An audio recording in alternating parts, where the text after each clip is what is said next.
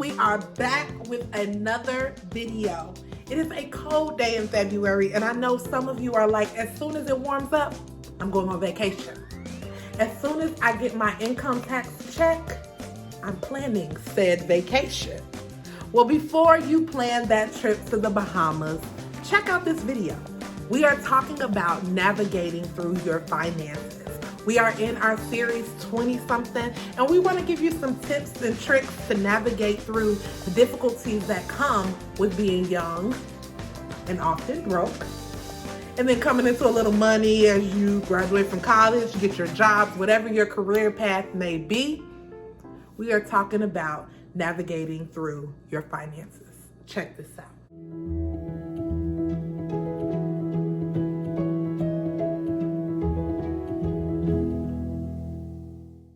Hey everybody, okay, I am here with my oldest sister, Shantae, my oldest blood sister. Hi. And how can I describe Shantae? Shantae is the oldest, so everything that comes with being the oldest.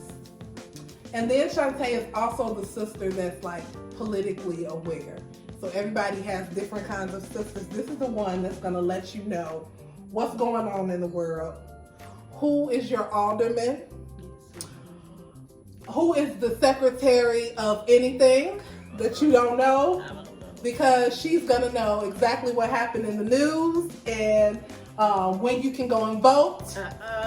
She's gonna tell you all of that. She's the one who's aware of that. She's gonna make sure we are all registered to vote, right? Okay, so that's this sister.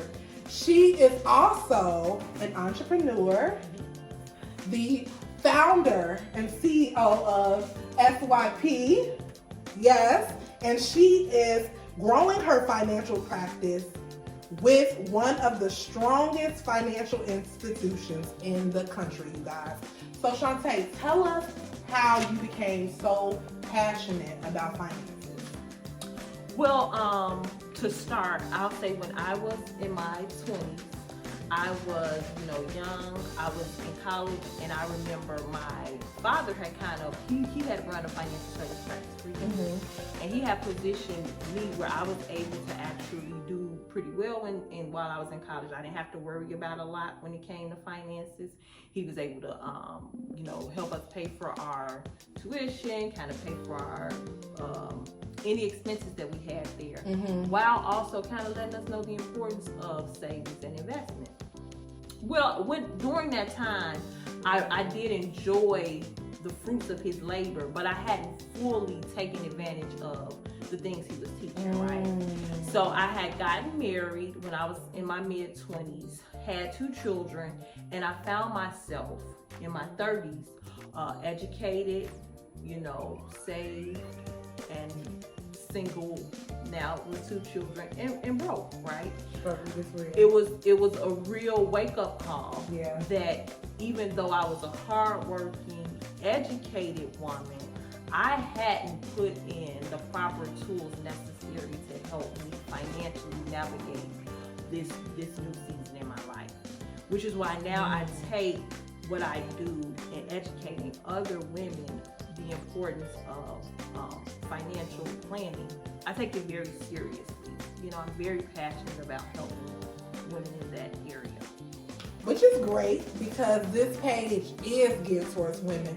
So she's here for you all and for me to talk to us about what we should be doing with our finances in our 20s. Well, first thing I want women to know is that we have to be more intentional with our financial planning because we just have certain things that we have to deal with.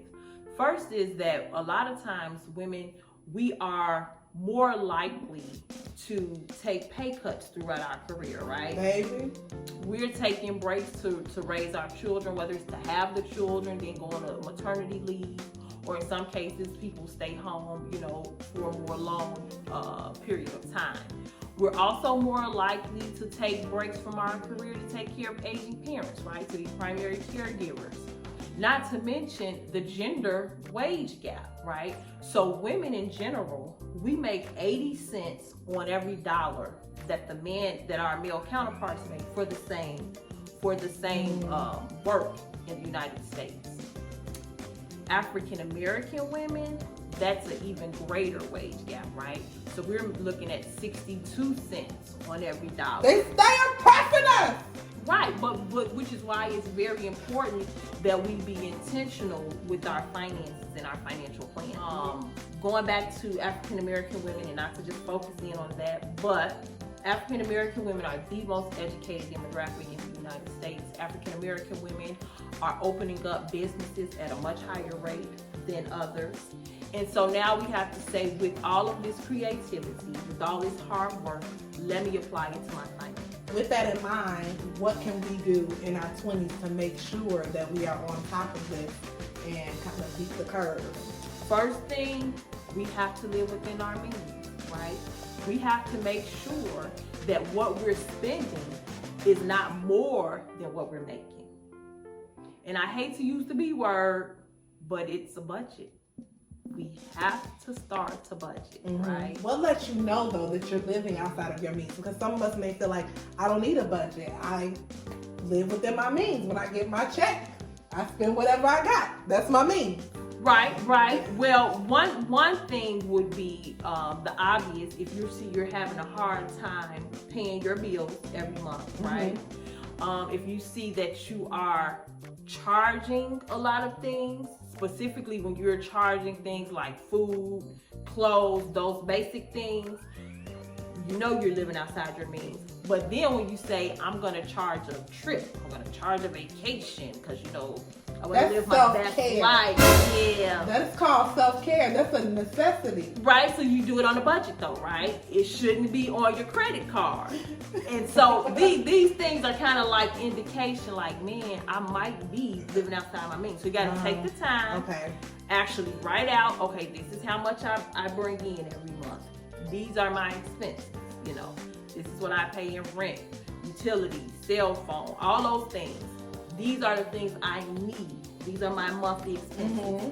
Deduct your expenses from your income, and there's your discretionary income. That's your revenue there that kind of lets you know what you can use to live your best life. Okay, so after I budget out all of the other details, pay my tithes because I love God, hallelujah. Yes, you gotta take time.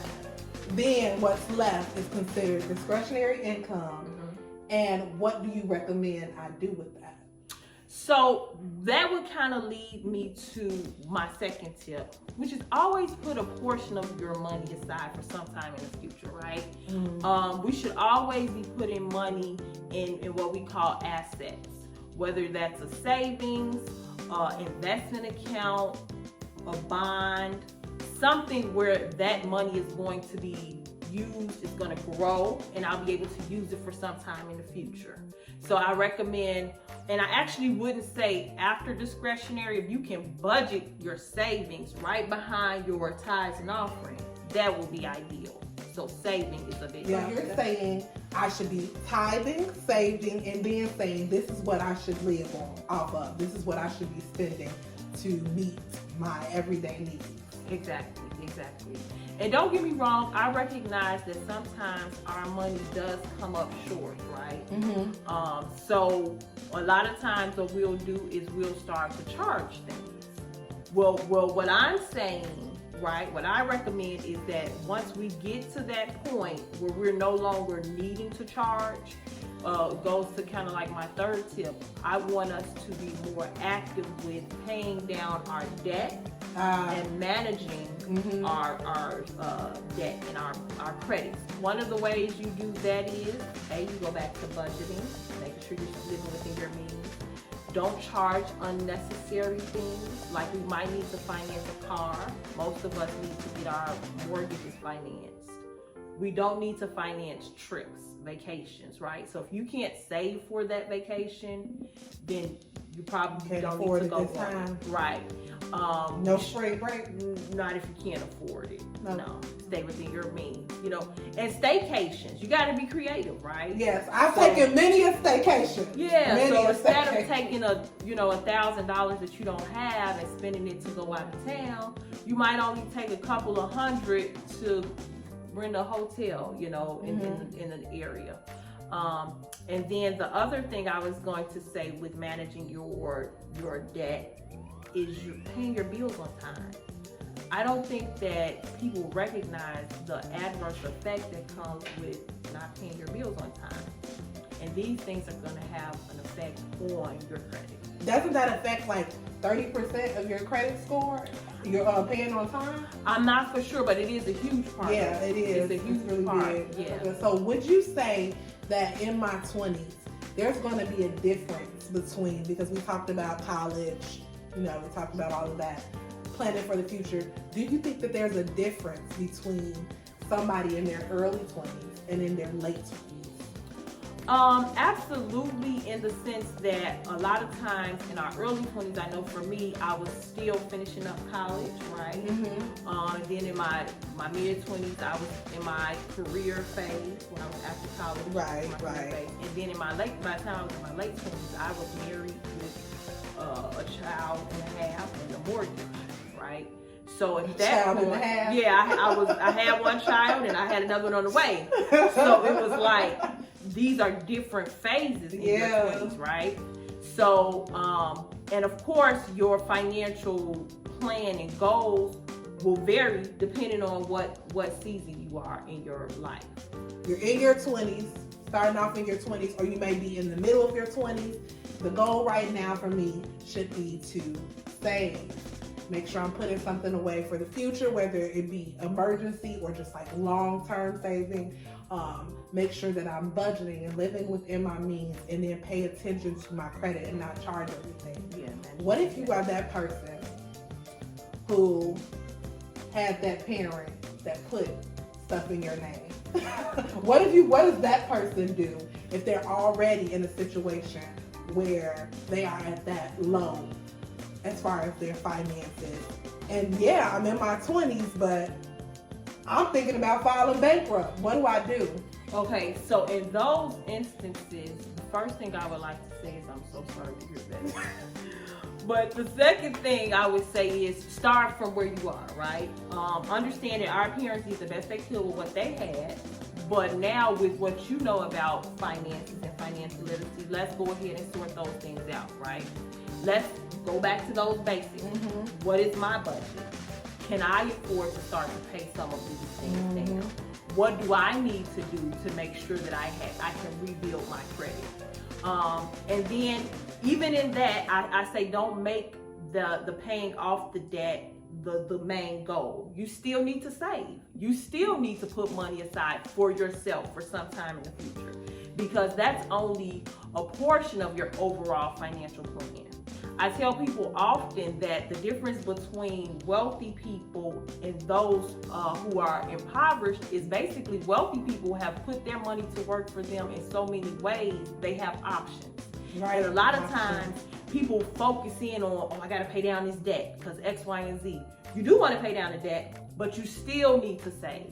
You still want to make sure that you're operating from a budget, because you want to give yourself options and choices in the next season, right? I don't know if bankruptcy would necessarily be the best situation for them. If that is the case, they would, reach out to their accountant or whatever to get that advice. But whatever season you're in, wherever you find yourself, saving and budgeting is still something that you want to do. You still need to do that. That's good, because I had that thought, because I feel like I've been in the position where I was like, okay, I have this debt, I have the means to pay it off. I'm gonna go hard and pay it off. And then something else comes up and it's like, that same credit card I paid off, I gotta use it. And it made me think, how can I do that differently? And I remember you telling me, like, okay, don't put all of that towards the saving. And it wasn't like, okay, rocket science. It was just like, well done, Janelle. Don't put it all towards the debt. The debt. Not the saving, but the debt.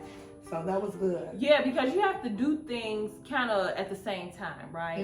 When I think about myself, even in my 20s, I had acquired investments and savings, but the minute I was hit with a significant amount of debt, or it wasn't even necessarily debt, it was just now I'm trying to cover my monthly cash flow, I dissolved all of those things, which wasn't a good idea, because lo and behold, in the next season in my life, where it's time for me to pivot, I didn't have any resources for me to pull into, right?